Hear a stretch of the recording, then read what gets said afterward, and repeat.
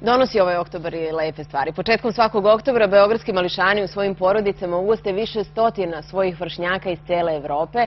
Deca sa sobom donesu u Beograd zaista mnogo radosti i priliku da naučimo i običaje iz njihovih zemalja. I sada sve to tokom narednih 6 dana moći će da vide i Beograđani na ulicama, na trgovima i u dvoranama našeg glavnog grada. Ovoga jutra moja gošća je Ivana Teodorović iz Dečijeg kulturnog centra, a sa nama su i mališani sa Kipra, tako da ćete imati po prvi put priliku da vidite i neke od učesnika Radosti Evrope. Hello, good morning. Ivana, dobro jutro. Dobro jutro. Kažite mi, da li su sva deca koji su učesnici ove godine ovog festivala već stigla u Beograd? Jesu, oni su stigli juče, pošto danas kreće zvanična manifestacija, tako da su svi spremni za taj čuveni karneval koji svake godine i otvara manifestaciju. Tako će biti i ove godine. Dakle, od 17 časova je okupljanje na Trgu Republike. Krećemo duž Knez Mihajlove ulice i sve do Kalemegdana, gde će biti onako svečano proglašena manifestacija otvorenom.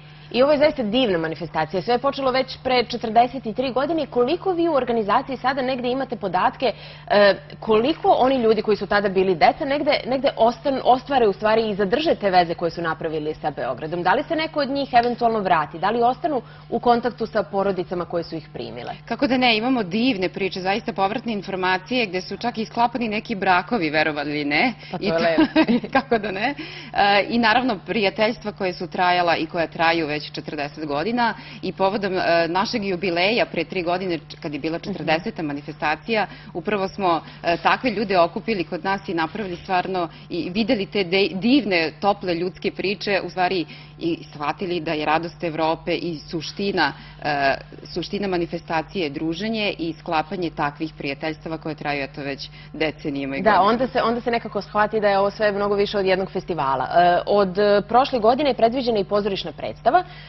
Reč je ove godine o predstavi koju smo mi već predstavljali ovde kod nas u jutarnjem programu, Kapetan John Peoplefox po tekstu Duška Radovića. Tako je, s obzirom da je tema ovogodišnje manifestacije inspirisana stihovima ovog čuvenog stvaraoca za decu, Duška Radovića, tako smo i odlučili da ova predstava bude sastavni deo manifestacije. Inače, predstava rađena u koprodukciji sa Bitev teatrom i to je zapravo plesno-glumačka predstava, tako da će svi naši strani gosti koji ne govore srpski jezik apsolutno moći na pravi način da je razumeju. I kažite mi još za kraj kako se naša zemlja predstavlja ove godine? Ove godine Dečiji kulturni centar Beograd, koji inače proslavlja 60 godina svog rada i postojanja, predstavit će Srbiju na gala koncertu u Sava centru 5. oktobra, kada se i obeležava Međunarodni dan deteta. Pa lepo. Ivana, hvala najlepše na gostovanju i evo sada je red na grupu sa Kipra da nam se predstavi. Izvolite.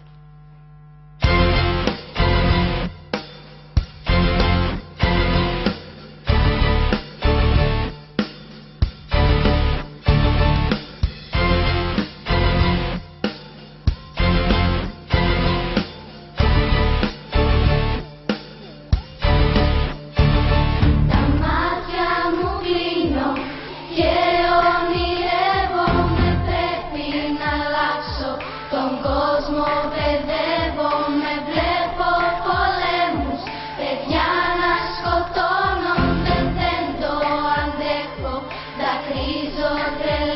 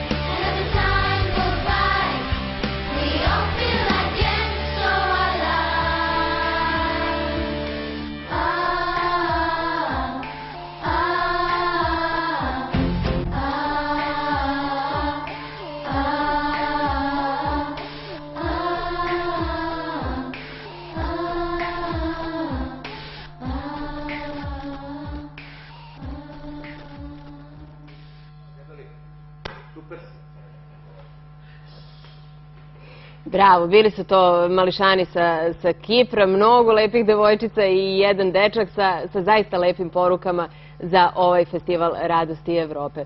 Ovo je bilo sve od nas.